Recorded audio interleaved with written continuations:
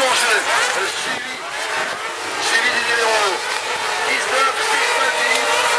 Allez, on arrive à la grande tour, on a pour ce premier tour, le troisième village, Pascal Hiro, et le quatrième, le 53, Julien Guéron, avec Virginie fait partie également de ce groupe de pilotes avec le numéro 52 et quelque part dans le pack. Allez, on va essayer de retrouver justement Virginie Guéron et le 65 qui passe à l'offensive. On va en chercher. Alors, on s'en croyait, la deuxième place, Pascal Hiro, maintenant le deuxième, de la partie. Et le numéro 19, et donc maintenant, on a déjà changé les statuts un petit peu.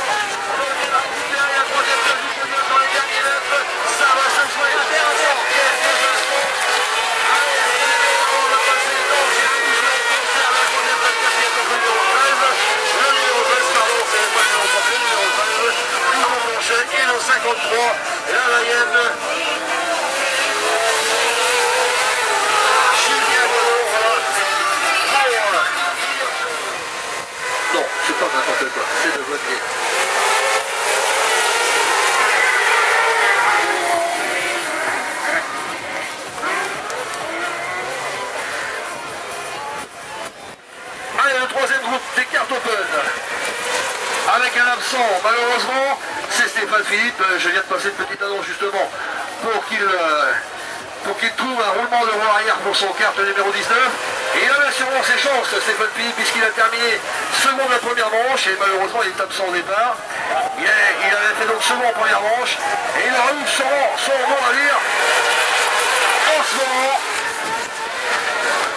C'est encore très bien groupé en tous les cas. Ici de ce premier tour, chez cette douzaine de concurrents, envolé par le numéro 53, Julien Guéron. Il y a également Virginie qui n'est pas loin avec le numéro 52. Elle est là aussi, un petit peu à l'arrière du peloton, mais regardez, elle tient plutôt bien le rythme et la cadence quand même, qui est imposé par nos leaders et ceux qui sont devant, et notamment pour l'instant, justement, Julien Guéron, le numéro 53, il est suivi du numéro 13, Hugo Planchet. Ensuite, on a Jean-Pierre Poulet, le numéro 130, 65, voilà, ça chalute un petit peu pour se remettre en ligne. On va taper un petit peu dans la roue du pilote qui nous précède.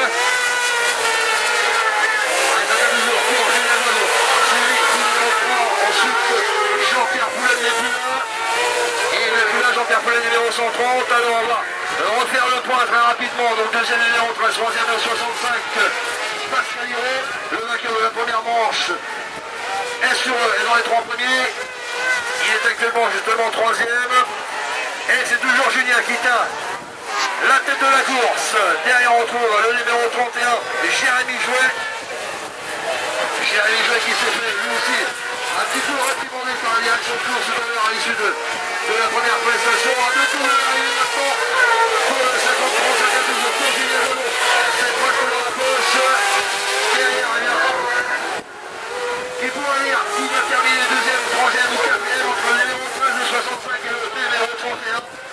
Jérémy Jouet, Pascal Héron et Hugo Blanchet peuvent encore changer un petit peu la donne derrière le leader qui s'échappe tout doucement mais sûrement. Julien Guadon, le 53, est en train d'assurer et attaque de Jérémy Jouet à l'intérieur. Ça va peut-être trop bon cette fois au détriment de Pascal Héron, le vainqueur de la première manche qui est pas à son affaire dans cette deuxième confrontation. Le 65, justement, Pascal Héron va se contenter un petit peu du reste dans cette deuxième manche 65, mais il reste encore un tour.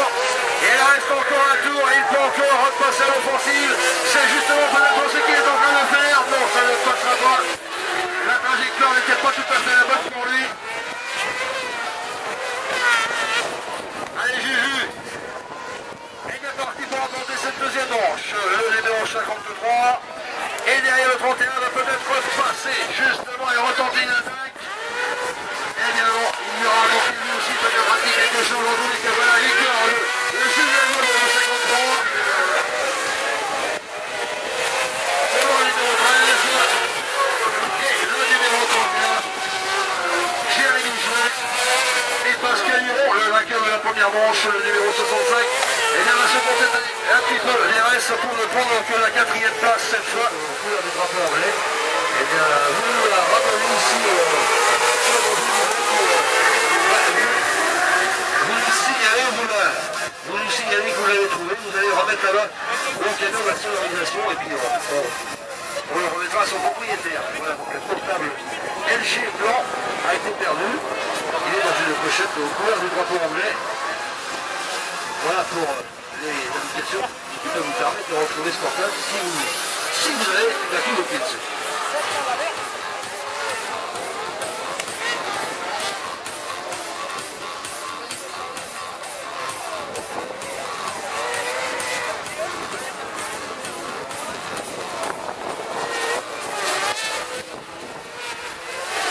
On est parti pour quelques petites courses sur ce qu'on appelle les petites finales.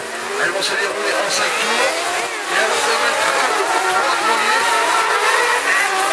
aux 3 premiers notamment dans cette catégorie des cartes bonnes, et bien de côté dans la finale B et les 3 premiers de la finale B des cartes bonnes, et bien se retrouveront dans la finale A des cartes bonnes. Alors on est parti pour 3 places à prendre. Il y a 3 billets, 3 tickets à distribuer. Et on retrouve justement Virginie Guadon, la sœur de justement Julien, le numéro 53, qui a remporté une des manches en carte bonne à Moulin-Pelouse.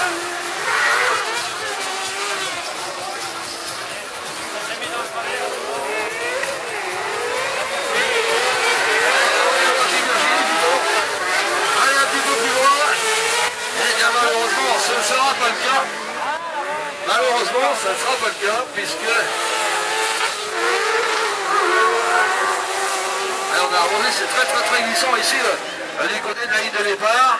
Mais bon, vu que le soleil maintenant a disparu, je pense qu'on ne devrait pas avoir besoin de nous refaire des arrosages. Allez, devant on retrouve bien Jean-Marie Gillot.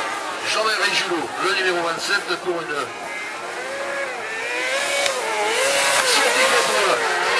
Allez, un petit peu plus loin dans la compétition.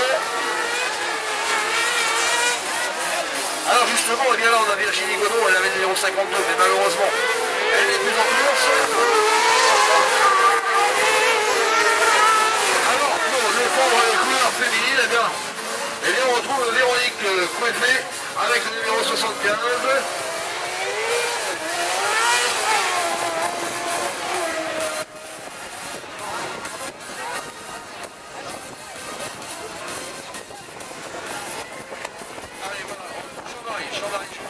Suivi du numéro 22. C'est Yoann Abrien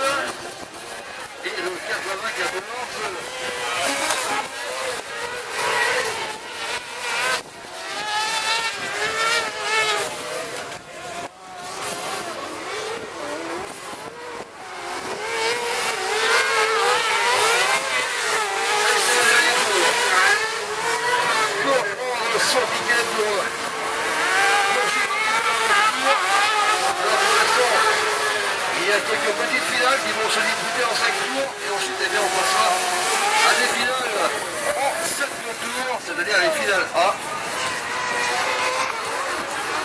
Et dans certaines catégories, eh bien, c'est au cours de cette finale qu'on saura et qu'on connaîtra le vainqueur définitif de la catégorie, notamment en ce qui concerne les T2, les T3 et les T4. Puisque dans cette catégorie, il n'y aura pas de finale de repêchage. Donc ça ne permettra de faire un pointage et de connaître à la fin de la course, c'est bien le vainqueur au final de la catégorie. Mais pour l'instant, les pilotes sont partis chercher une place pour aller un petit peu plus loin. Alors je pense qu'ils ont leur piqué pour la suite. En ce qui concerne Jean-Marie Giroud, une météo d'automne, surtout en cette fin de journée. Et voilà, place à la course.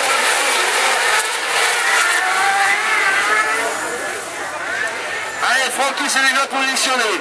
Franck Cécilien s'est déjà positionné en tête de la course, imparablement. Il est parti devant. Derrière, on retrouve, il me semble, Hugo Blanchet, le numéro 13. Allez, regardez, ils sont hyper groupés encore ici de ce premier tour.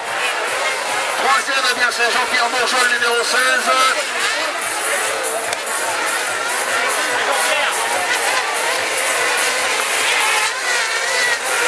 Allez, j'ai dû faire une petite erreur. Si, voilà, c'est bien Jean-Pierre Bourgeois, je crois. Et c'est David qui est dans la position maintenant.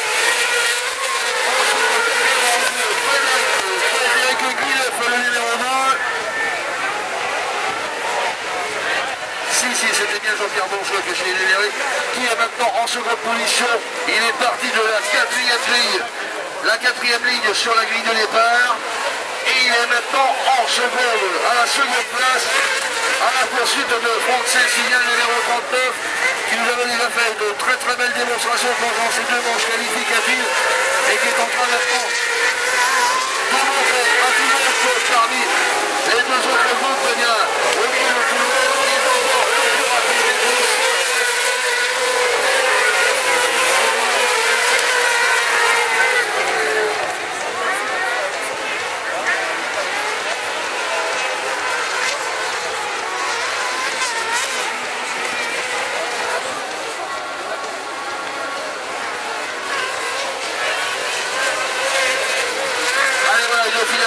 À la hauteur de l'événement de cette poursuite sur terre qui était organisée ici aujourd'hui à la Baconnière.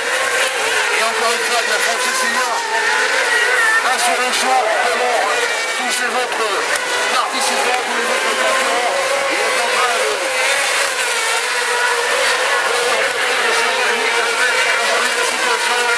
devant Jean-Pierre Bourgeois qui lui également a fait une super opération avec un excellent départ pour le numéro 16. Il me semble qu'après on retrouve Hugo Blanchet, le numéro 13 pour la 3e place. Et on va essayer de faire le point pour aller jusqu'au 5e, 4, 5 et 6e ou 7e si je peux.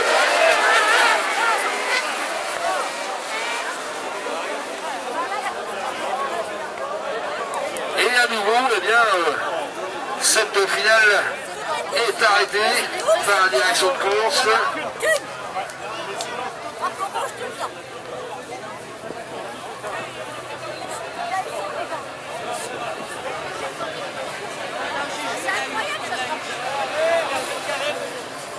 Il n'y a que 2 départs, que 2 départs. Et là aussi, eh bien, on va repasser par la case départ. Il ne reste que 4 tours pour faire la différence.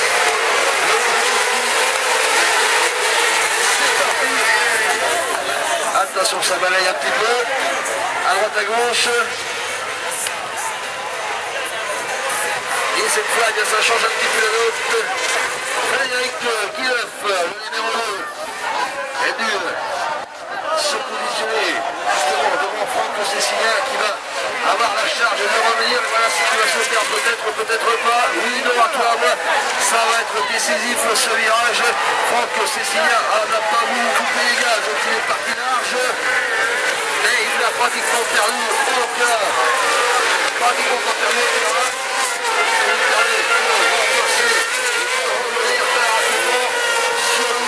Derrière on retrouve à l'arrière le numéro 18.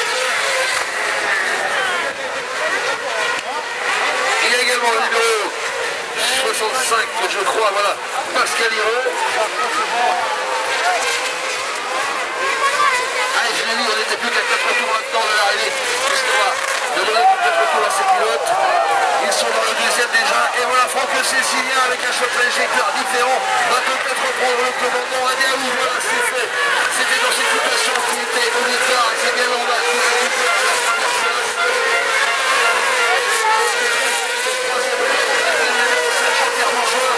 Jean-Pierre Montjoie qui était deuxième à quelques tours de l'arrivée tout à l'heure. Et bien lui aussi va être récompensé de ses efforts. Il le mérite amplement de se retrouver à cette quatrième position puisqu'il était déjà deuxième tout à l'heure. Mais voilà, on a redonné des peurs suite à cet accident. Mais ce n'est pas encore définitif cette victoire finale entre le numéro 2 et le numéro 39. Il va rester à tout le prochain passage. Qui peut me dire qui va l'emporter dans cette finale des cartes open entre ces deux pilotes? Ah voilà, et bien, c'est le 4e dernier tour. Nous offre un autre numéro sur notre instant.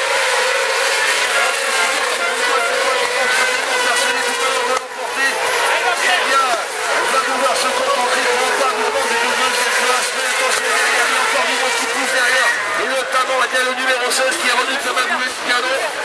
Je parle bien sûr de Jean-Pierre Montjoie, il est rendu comme un fou, pourquoi pas lui aussi, et va venir taquiner le Fouchon. En tous les cas, Franck Cécilien, eh bien, vraiment, à faire nouveau coup dans ce carré de Clouseau. Regardez le numéro 5 qui passe à la Jean-Pierre Montjoie était deuxième, c'est deuxième qui est